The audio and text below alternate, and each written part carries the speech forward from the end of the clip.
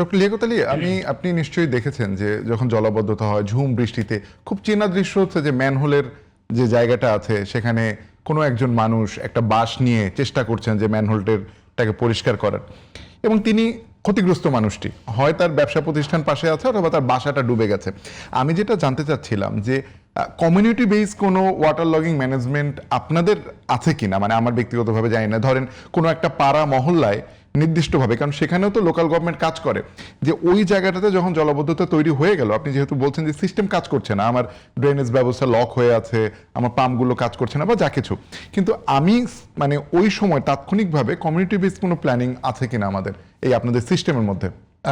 ঢাকা শহরের জন্য আমরা কিছু অ্যাটেম্প্ট করেছিলাম এক সময়। যেমন খালগুলো তো প্রতি বছরই ক্লিন হয়, কিছু কিছু টেন্ডার হয়, ক্লিন হয়, কিন্তু তারপরেও আপনি দেখবেন most of the low lying এরিয়াতে আমাদের নিম্ন আয়ের মানুষগুলো থাকে এবং সেখানে তারা বাঁশের খুঁটির উপরে মাচা করে তারপরে সেখানে থাকে। তো তাদের মধ্যে একটা হ্যাবিট বা একটা অভ্যাস হলো যাই কিছু হোক টুস করে খালের মধ্যে ফেলে দেওয়া।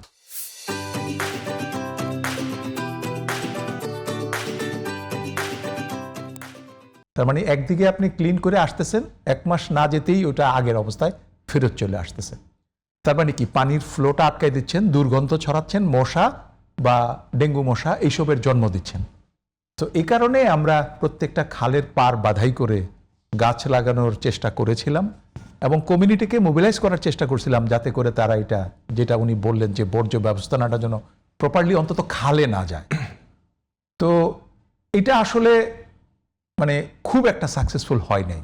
এটাকে আরও ব্যাপকভাবে শুধুমাত্র সরকারি ইনিশিয়েটিভে না থেকে এটাকে আমার মনে হয় যে লোকাল এনজিও যারা আছে তাদেরকে যদি সম্পৃক্ত করা যায়, আর সরকারি ডিপার্টমেন্টগুলোর মধ্যে কমিউনিকেশনের বিষয়টা একটু দুর্বল। মাসকে মোবিলাইজ করতে গেলে, সাথে নিতে গেলে যে পরিমাণ কমিউনিকেশন এবং বিহেভিয়ারাল ক্যাম্পেইন করতে হয় সেটা একটা স্ট্রং আসপেক্ট আপনি বলেছেন, এটা ভবিষ্যতের জন্য চিন্তা করা যেতে পারে। খালের ব্যাপারটা আমি বলি, আসলে খাল ঢাকা শহরে অনেক, এখনো যদি আপনি ডিএনডি আলোচনায় আনেন তাহলে খাল কিন্তু 53টা, তাই না? ঢাকা উত্তর, ঢাকা দক্ষিণ। একটা জিনিস মনে রাখবেন, বৃষ্টির পানি উপর থেকে আসে, এখানে কিন্তু রিভার ফ্লাড খুব কম হয়, যে নদীর পানি উপচাইয়া, যেমন বাঁধের বাইরে ওই পাশে যেমন বাসাবো, তার নিচে মুগদা, ওই জায়গাগুলো বাঁধের বাইরে, ওখানে বন্যা আরেক রকম। কিন্তু আমরা যারা এখন যেখানে বসে আছি এটা কিন্তু আমার বাঁধ বেষ্টনীর মধ্যে। তো এখানে আমাদের যে খালগুলো আছে, সো এই খালগুলো যথাযথ শেপে রাখাটা একটা চ্যালেঞ্জ। কেন চ্যালেঞ্জ জানেন? এই খালের মালিকানা হচ্ছে ডিস্ট্রিক্ট অ্যাডমিনিস্ট্রেশনের, জেলা প্রশাসকের অধীনে, কারণ এটা খাস খাল, ঠিক আছে? এটা যেই ডিপার্টমেন্টে জলাবদ্ধ দায়িত্ব দেন না কেন সে এটা রক্ষণাবেক্ষণ করতে পারবে।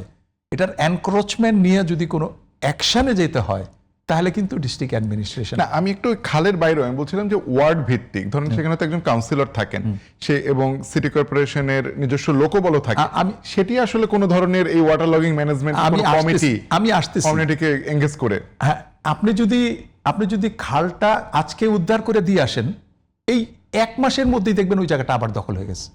কারণ ওটা তো একটা মানি মেকিং মেশিন। আপনি ওখানে একটা যদি টংঘরও করতে পারেন, আপনি একটা দোকান ভাড়া দিতে পারবেন, কিংবা একটা লোকের ভাষা ভাড়া দিতে পারবেন।